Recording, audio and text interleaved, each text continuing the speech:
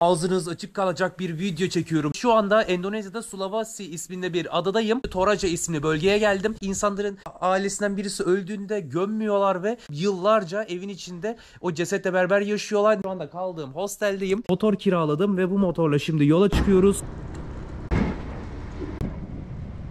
Şimdi işte bu Toraja kültürünün en ilginç olduğu yere geldik. Gördüğünüz yerler mezarlık dostlar. Burada fotoğrafı da var. Yukarıda gerçek kafatallarından var. İnsanların mezarları buralar. Buradaki mağaralara koyuyorlar ve görüyorsunuz burada gördüklerinizin hepsi insan kemikleri. Görüyorsunuz mu? Bunların hepsi kemik. Kafatası, kemikler var. Buraya da kafataları koymuşlar. Bakın çene falan var burada. Dişleri var. Burada tüylerim diken diken oldu. Kafataları, her şey var burada. Ya bu Toraja kültürü çok ilginç. Bu Toraja kültüründen biraz size... Allah! Allah! Korktum. Vallahi korktum görünce. Bir an kalbim kalktı abi. Şu an mezarlığın içinde geziyorum. Yani şuraların içinde mezarlar var. Ve bakın burada kilitlemişler. Ve buradan daha fazla yol yok. Burada ölen insanları dünyada normal olduğu şekilde gömmüyorlar. Yani normalde bir insan öldüğünde o bir gün veya 2 gün içinde cenazesi yapılır ve toprak altına gömülür. Ama bu Toraja bölgesinde böyle bir şey yok. Burada Toraja'daki insanların öldüğüne inanmıyorlar. O sadece hasta oldu diyorlar. Bitkisel hayata girdi veya komaya girdi gibi düşünebilirsiniz. Aslında hani ölüyor o insan ama burada öldüğüne inanmıyorlar. O hasta oldu diyorlar. Ta ki sen ne zaman gelirsin burada mağaraya, buralara gömersin, işte ancak o zaman öldüğüne inanıyorlar. Burada cenaze yapmak çok pahalı. İnsanların cenaze yapmaya paraları yetmediği için yıllarca evlerinde cesetlerle beraber yaşıyorlar. Kokmasın ve ceset çürümesin diye özel maddeler sürüyorlar. Minimum 3 yıl, 5 yıl, 7 yıl, 10 yıl kadar aynı evde cesetlerle beraber yaşıyorlar. Neden? Çünkü burada cenaze yapacağınız zaman burada şatafatlı, büyük, pahalı bir cenaze yapmanız gerekiyor. Burada özellikle bufalo ineklerini kurban vermek gerekiyor. Ne kadar zengin bir aileysen o kadar çok bufalo ineği kesmen gerekiyormuş ve hayır olarak dağıtman gerekiyormuş ve burada bir bufalo ineği kesmek ve bir cenaze yapmak minimum 5.000 dolardan 10.000 dolardan başlıyor. Buradaki insanların da 5.000, 10.000 dolar, 20.000 dolar paraları olmadığı için bu parayı biriktirene kadar cenazeyi evlerinde bekletiyorlar ve cesetleri giydiriyorlar. Takım elbise, güneş gözlüğü, şapka takıyorlar. Evlerine, yatağına yatırıyorlar. Her sabah kahvaltısını götürüyorlar. Sigara falan da götürüyorlarmış, ikram ediyorlarmış. Yani öldüğüne inanmıyorlar. Mağarada yürümeye devam ediyoruz. Örneğin bakın burada öldüğünde maddi olarak güçlü birisi varmış ki burası. Yani parası varmış. Bakın burası bir dağ yani. Ve burada bir mağara açmışlar. Burayı delmişler ve cesedi buranın içerisine koymuşlar. Size tüyleriniz diken diken yapacak bir şey söyleyeyim mi? Ortalama 2 veya 3 yılda bir geliyorlar, burada cesetleri çıkartıyorlar. Ve şehrin içinde gezdiriyorlar cesetleri. Ve buradaki mağarada buraya da bir yer yapmışlar. Burada da ceset var bir tane içerisinde. Ve şu yukarılarda bakın 2 tane kafatası görüyorum. Yani parası olmayan cesetleri buraya koymuşlar. Tabii yıllarca burada hayvanlar, böcekler, kuşlar gelip cesetleri yiyorlar. Varlıklı olanları da bu içerlere koyuyorlar. İşte 2-3 yılda bir gelip mezarı açıyorlar. Cesedi çıkartıp şehrin içinde gezdiriyorlar. Ondan sonra temizliyorlar cesedi, yıkıyorlar, temizliyorlar, kıyafet giydiriyorlar ve gelip tekrar buraya koyuyorlar ve böyle bir mağaranın içindeyiz. Size bir başka ilginç bir bilgi daha vereyim. Bebekler için bu uygulama yapılmıyor. Böyle küçük 3 aylık, 5 aylık, 1 aylık, 8 aylık ölen bebekleri böyle gelip buralarda bırakmıyorlar. Onları ise yukarılarda, şu an burada göremiyorum ama ağaçlar var. Ağaçları kesmiyorlar da gövdesinde bir yerde bir oyuk yapıyorlar. Bebekler tabii küçük olduğu için ağacın içine koyup kapatıyorlar. Ağacın içinde bebek mezar oluyor. Ağaçların içerisinde bebeklerin mezarı var. Yani Toraja kültürü öğrenilecek ve keşfedilecek çok enteresan şeyleri var. Hepsini beraber göreceğiz dostlar. Ve burada sanırım yolun sonuna geldim. Burada bir sürü sarkıtlardan, şeylerden var.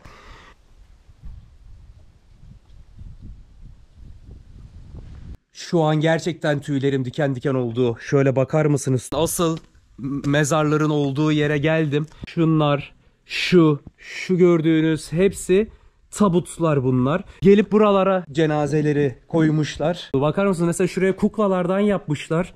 Yani bu bir mesela tabut. Bunun içinde işte insanlar var. Fakir bir insan olarak öldüysen sonun bu şekilde oluyor. Bu bir tabut. Bir ağaç gövdesinin içinde yapmışlar yani. Ve burada bakın kafatası var.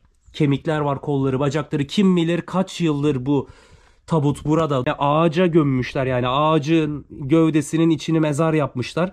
Cesedi koymuşlar ve ceset çürümüş. Burada kemikler ne hale gelmiş. Toraja bölgesinde, Endonezya'da fakir olarak vefat edersen yıllar sonra geleceğin durum bu şekilde. Burada da bakın başka bir kafatası ve kemikler var. Gerçekten çok ilginç ötesi bir yerdeyim. Bakın şurada işte tabutlar bunlar ve tabutlar açılmış. İşte burada mağaralarda buralara koyuyorlar her şeyi.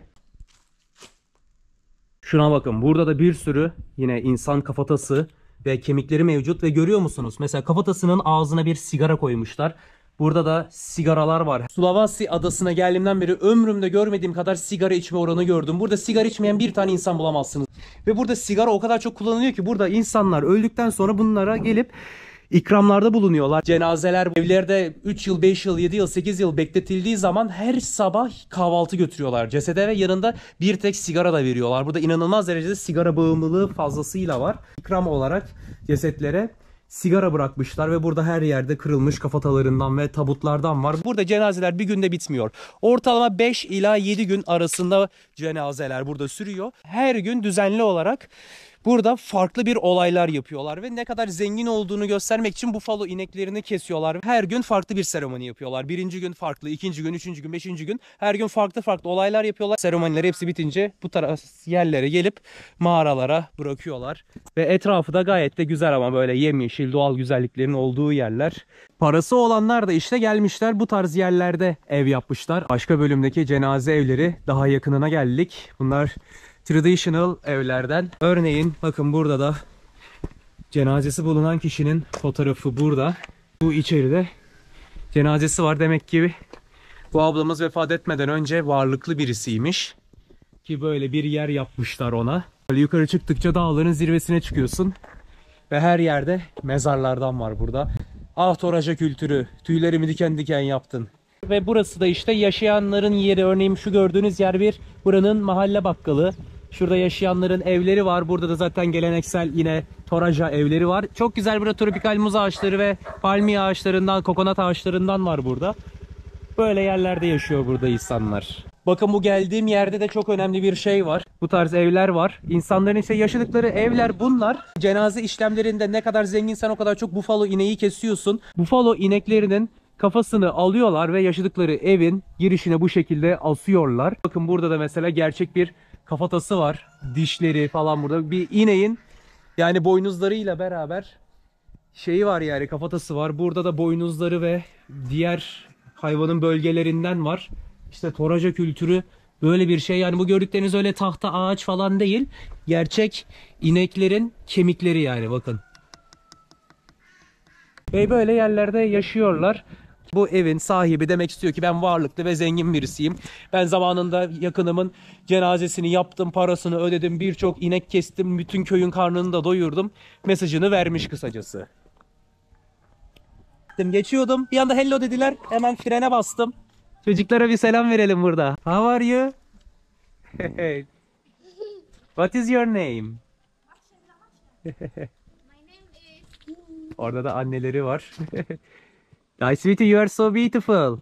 Beautiful girl. Ya burada insanlar çok sıcakkanlılar. Öyle böyle değil. Bayağı bir yani güvenli yerler ve sıcakkanlı insanlar. Ben motorla geçerken sürekli herkes her yabancı olduğumu fark eden hemen selam veriyorlar bana. Burada da hemen geçiyordum. Merhaba dedi çocuklar. Burada selamlaştık. Şimdi gidiyorum. Bay bay. Çok güzel bir köye geldim. Sıcakkanlı karşılayan insanlar var. Hepsinin yüzü güldü beni gülünce ya. Burada Toraja halkı beni çok sevdi ya. Hello. Burada ablalar var, gençler var. Okuldan çıkmışlar belli. Mahalle bakkalı var. Okuldan çıkmışlar. Okul kıyafetleri var. How are you? Toraja halkı süper ya. Hello my friends. Hello. How are you? What's your name? Hmm? What's your name? My name is Mert. What is your name? My name is Nugi. Süper insanlar var burada ya. Nice to meet you. Thank you bro. Thank you, bro. How are you?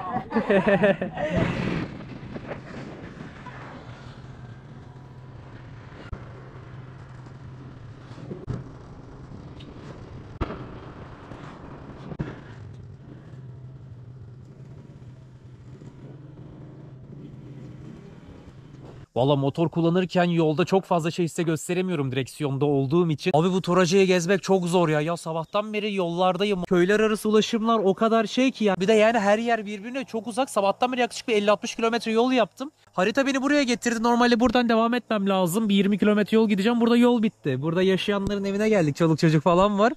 Google Maps diyor bana bu yoldan gideceksin. Abi yol yok burada. Anlamadım yani, karışık. Şimdi artık geriden başka bir yerlerden yol bulacağız. Her yerde bu tarz manzaralar var. Yani tam dağlardayım. Hani dağların içinde böyle işte asfalt olmayan, böyle çakıl taşların çok olduğu yollarda böyle hep köylerden var burada. Burada işte böyle köy evleri var. Nereye gitsem hep aynı manzara. Burada böyle küçük küçük sokak köpekleri, dağ evleri, böyle köy evleri ve bazı yerlerde de geleneksel evlerden var, o cenaze evlerinden. Genelde işte çok fazla insan var bu Toraca'da. Toraca çok büyük bir yer. Yani ben Toraca merkezden çıktım, en güneyine gittim. Bir 30 kilometre, şimdi geri dönüyorum. Sonra bir o kadar daha yukarılara da çıkacağım. Baya büyük bir yer gezmek için. Ama manzaralar genelde hep böyle. Bu Google Maps uygulaması var ya, bugün gerçekten sıçtı, gözümde sıfır. 2'dir aynı hatayı yapıyor. Yol olmayan yerlere sokuyor. Google Maps yüzünden kayboldum. Bak mesela motorla diyor ki araba yolu seçili. Şu yoldan devam et diyor. Abi buradan görüyorum yol yok, yol kapanıyor. Merdivenler geliyor, yol kapanıyor, yol yok. Az önce de beni başka bir yere götürmüştü. Orada da yol yoktu. Yani Google Maps burada yolları yanlış gösteriyor. Yol olmayan yerlere gir diyor. Bir türlü çıkamıyorum şu ormanda. Toraja'da da ormanların içinde kaldım. Bir o aynı yollara geri dönüyorum. Yok, Google Maps valla sıçtı bugün ya. Gerçekten böyle şu yoldan git diyor. Tam şu yola gidiyor da 20 metre sonra duruyor orada. Neyse valla başka yolumu bulacağım bir şekilde. Şimdi Maps.me uygulaması sağ olsun. Google Maps'ten çıktım, yolu buldum. Maps.me uygulaması yolu gösterdi de yollar bayağı bozuk abi. Baksanıza böyle çakıl taşlarının üstünde gidip duruyoruz. Valla bütün günüm yollarda geçti ya. Rahat şu ana kadar var ya 60-70 kilometre sürdüm. 4-5 saattir yoldayım yani, böyle sürekli oradan oraya. Valla böyle yollardan gidiyoruz. Her yerde işte böyle köy evleri var ya. Cenaze evleri, köy evleri. Burada insanların yaşadıkları evler var. Buraya kulübe olarak evlerini yapmışlar, köy evleri. Şurada da yaşanan evler var ve şurasını da cenaze bölümü yapmışlar. Buraya böyle küçük küçük tek katlı binalar yapmışlar şurada. Orada işte cenazeler var. İnsanların cenazeleri burada yatıyor. İlginç yani, işte parası olanlar, imkanı olanlar böyle yerlere yaptırıyorlar. Parası olmayanlar videonun en başına gittiğimiz yerdeki mağaralara gidip mağaralarda, yani dağların içine mağaralara falan yani cenazeleri koyuyorlar. İlginç bir inanış ya. Başka uğrayacağımız yerler de var.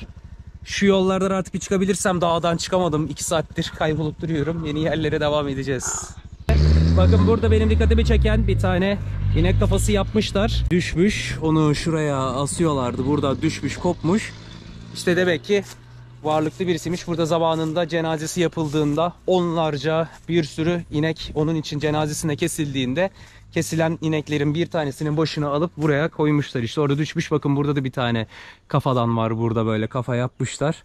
Evleri çok ilginç ya. Bakın burada da yine bir inek kafasından var. Cenaze evleri işte, böyle yerlerin içinde cenazeler var. Leo isimli yere girdim. Buraya giriş ücretliymiş. 20.000 rupi aldılar giriş bileti olarak. O da 1 dolar 25 cent, 1,5 dolar gibi bir fiyatı var. Ve içeri girdiğimizde böyle bir manzara bizi karşılıyor. Yine aynı şekilde şuradaki evlerin çatısında girişine yine inek kafalarından var burada. Bir tane bufalo ineğinin heykelini koymuşlar buraya. Yani burada zenginlik bufalo ineğiyle karşılanıyor. Yani kaç para sahibi olduğun önemli değil de cenaze zamanında önemli olan sahip olduğun parayla kaç tane bufalo inek kesebiliyorsun kardeşim. Önemli olan bu. Yani fakirsindir, bir tane inek kesiyorsundur. Zenginsindir, 20 tane inek kesiyorsundur. Ve bir ineğin maliyeti de burada bir 5.000 dolar falanmış yani. Düşünün, bir 10 tane inek kesmek 50.000 dolar. Zenginsen bunu yapacaksın yani. Böyle enteresan. Yani böyle inekleri burada kesiyorlar işte. Burada da cenaze evlerini böyle yapmışlar burada. Şurada kuklalardan var. Zaten gerçek mezarları gezdiğimizde videonun en başına orada kuklaları görmüştük. Yani ölen yerlerde işte cenaze sahibine benzeyen kuklalardan yapıp asıyorlar. Hello, how are you? Burada da yerliler var. Burada böyle kuklalar yapmışlar. Çok güzel gözüküyor ama bayağı gerçekçi. Oo, bayağı gerçekçi yapmışlar. Çok iyi yalnız. It's very good my friends. Bayağı gerçekçi. Çok sağlam ötesi. Allah helal olsun. It's very good business my friend. You are really professional. I make here. Vallahi bak burada yapıyor. It's for souvenir. I make. Ya my friend, congratulations. Ve içeride de burada bir sürü var. Abo. Also. Şunlara bak, abimizin yaptığı şeyler. İşte bunlar cenazeler için. Bir de abi yani onu geçin de ne kadar gerçekçi, şuna bak. Çok iyi. Ve bunları ağaçlardan falan yapıyorlar. Abi valla gece bunları görsem korkarım. Zaten sabah videonun başındayken bir yerde görmüştüm. Zaten korkmuştum. Muhteşem ötesi gözüküyorlar. Videonun en başında da bir mağarada gerçek cenazeleri görmüştük ya. Burada biraz simgesel olarak yapmışlar. Ve şu yukarıya bakın. İşte dağı delip burada mağaralar yapmışlar ve şurada gerçek cenazeler var. Burada da görüyorsunuz. Yani dağda mağaranın içine cenaze yapmışlar. Burada gözüküyor. Şöyle tırmanıyorum, bakın burada işte cenaze var ve cenazenin kapısında haç sembolü var. Onun yanında bir de inek sembolünü koymuşlar. Şurada gördüklerinizin hepsi cenazeler. İşte buralara koymuşlar cenazeleri, ölen kişileri. Şunların içlerine falan da koyuyorlar. Burada da bakın bir tabut var. İşte yani maddi imkansızlıktan dolayı cenazelerini bu şekilde tabutu yapmışlar. Buraya bırakmışlar. Haçı koymuşlar. İşte üstüne yazılar, fotoğraflar, şeyler koymuşlar. Ve burada terk etmişler. Üstüne çanta koymuşlar. Görüyorsunuz, sırt çantası. Burada eşyalar falan var. Çünkü dediğim gibi buraya sık sık geliyorlar. Yani bu kişilerin işte öldüğüne inanmıyorlar. İnanmak istemiyorlar. Hasta diyorlar.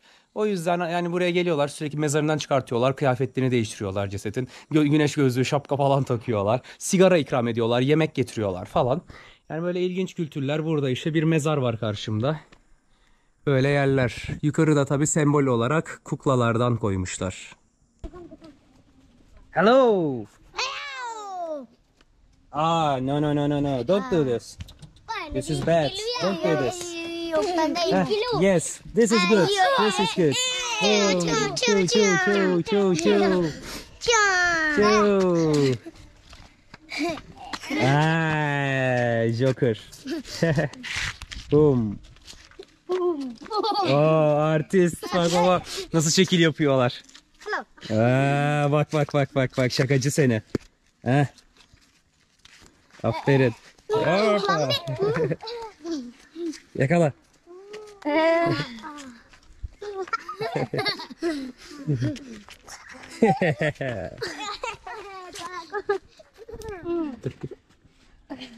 Ama size şunu söylemeliyim. Şehir merkezi taraflarına döndüm. Yani bütün gün motor kullanırken kamerayı çok tutamadım. Yani yolları gösteremedim fazla, yani direksiyonu olduğum için, ama Toraca çok güzel bir yer. Yemyeşil, cennet gibi bir yer. Örneğin yol üstü giderken denk geldim bir yer.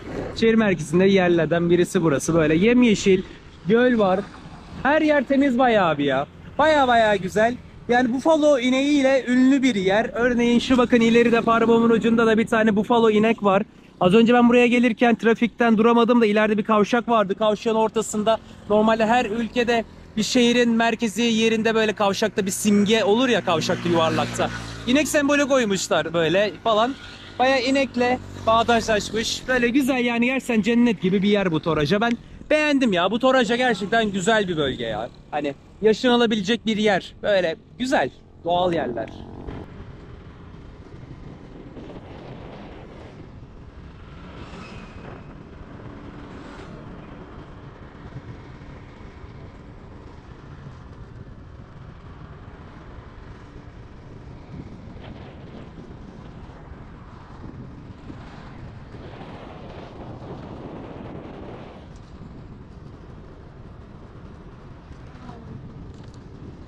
Şimdi ise Ketekesu isminde bir yere geldim. Burada da yine arkada gördüğünüz yerler işte cenaze yerleri. Burada işte insanların gömüldüğü ve yaşadıkları yerler de aynı zamanda. Buraya da alışveriş yerleri yapmışlar. Burada böyle hediyelik eşya falan satılan yerler var. Ama manzarası buranın çok güzel. Manzarası benim çok hoşuma gitti. Burada bir güzel bir göl var. Gölün üstünde de böyle küçük böyle bitkilerden çıkmış bir sürü. Bayağı güzel bir görüntüsü var yani. Ben buraya bayıldım. Buranın da manzarası bu şekilde dostlar. Artık gün de bitiyor. Güneş batıyor artık. Böyle güneş bulutlarının arkasında gün batımında da böyle bir günü bitiriyoruz. Sizlere bu videodaki amacım Toraja kültürünü göstermek. Yani buradaki cenaze kültürünü göstermekti. Çok ilginç yerleri var. Ve yarın ve diğer günlerde umarım denk gelebilirsem cenazeleri, asıl cenaze anları, onları göstermek istiyorum. Ve evlerin içinde yaşayan cesetler var. Yani ölen insanları mumyalama tarzı bir şey yapıp yıllarca evinde tutuyorlar. Beraber yaşıyorlar. O evlere girip sizlere göstermeye çalışacağım. Ne yapabilir miyim, nereden denk gelir bilmiyorum. Elimden geleni yapacağım. Umarım da başarabilirim. Ve bu şekilde bugün de böyle bitirdik. Güneş de batıyor. Ben şimdi artık yoruldum. Zaten hastayım çok böyle. Artık hastalık vurdu üstüme. Bütün gün motor kullan, gez dolaş. Ben şimdi havada batıyor. Gideceğim hostele, dinleneceğim. Yarın bu Toraja'nın diğer bölgeleriyle diğer videolara devam edeceğiz. Teşekkürler bu videoyu izlediğiniz için. Diğer videolarda görüşmek üzere dostlar.